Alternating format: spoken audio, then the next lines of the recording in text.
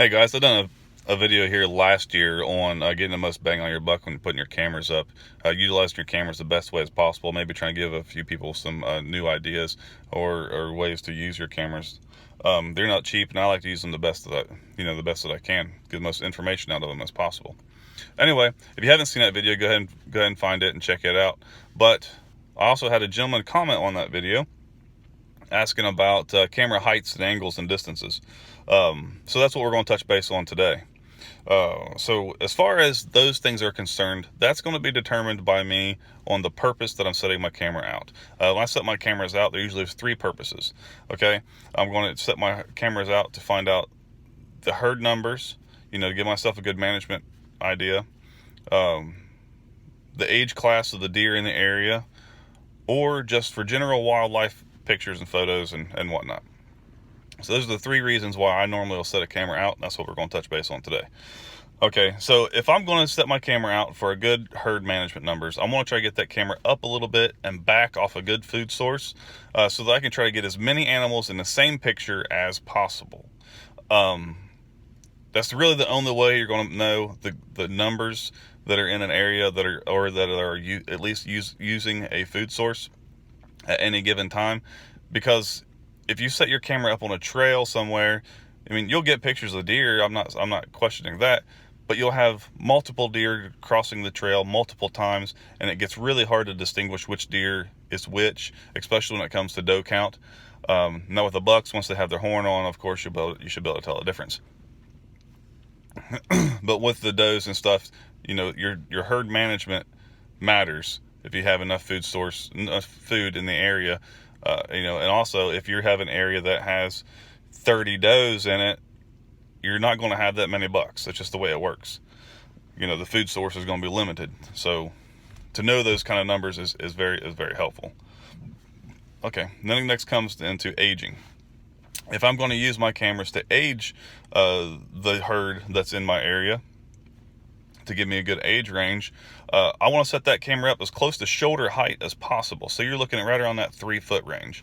Depending on the area, some deer are a little shorter, some deer are a little taller. I know when you get down to Florida or up here in Ohio. But right around that 3-foot range is a good standing. That's the best angle to age a deer, to get that good broadside shot. So if your trail is on level ground, you're looking about 3 foot up that tree, and you should be golden. If that trail is on a bench side of a hill, you might have to climb 15 foot up the hill, up the tree that's on the downhill side of that path, to get that right angle. You want that as square and as level to that 3-foot mark there off the trail, best you can. So in the same way, if the trail is below, downhill of the tree, you might have to put that camera all the way to the base of the tree, or you might have to put in your own post there, to attach your camera to. And the third thing is just general wildlife footage. That's all going to depend on what kind of footage you're wanting. Sometimes I like to take a camera and put it up in a tree over top of a good a scrape area or rub, just to watch how a buck will react to, as he approaches that scrape or rub, just for curiosity's sake. That's a good angle for me, is kind of get that up and high a little bit and looking down on it. I like kind of like watching those bucks work those licking branches and things. And it just gives you an idea as to how they act as they're coming into those kind of things, and for a lot of people, they might not get to see that when they're out on the stand. Okay, now kind of gives you a little basis on the camera angles and stuff. As far as distances go, that's going to be determined by your camera. I've used the same brands and sometimes just a little bit different models that will react completely different when it comes to that. But general good rule of thumb is, if you've got buy a camera that say it's good for 70 feet, you're going to look at cutting that distance in half. If you use half of that distance off the trail, you're normally going to be good. If it's a 40-foot camera, if you go 20 foot, you're all right. I like to get that. I don't like to put that camera, right on the trail, because I don't want pictures of the tick that are on the deer's back. So that's going to be determined by your camera. especially whenever I get a new camera and I don't know exactly how the pictures come out of it, I'll hang that camera up on a tree. I'll out in the yard. I'll walk past her 3 or 4 times.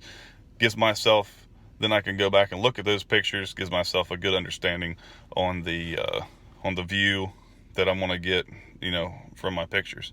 Same thing, especially whenever it comes to night vision. I've used the same cameras before and had different models, and the IR lights and some of them will completely wash out anything within 5-10 foot of the camera, on certain models. So, even doing that, you'll want to find that range to where you get that good clear picture. Like I said, that's all going to depend on the camera and sometimes the surroundings around the camera. So that's going to have to be played with a little bit. I can't give you a magic number to help you out on that. So anyway, guys, if you hadn't seen the other videos, go ahead and check them out. If you have any more comments, questions, or anything, just give me a shout. All right, guys, take it easy. Get out there.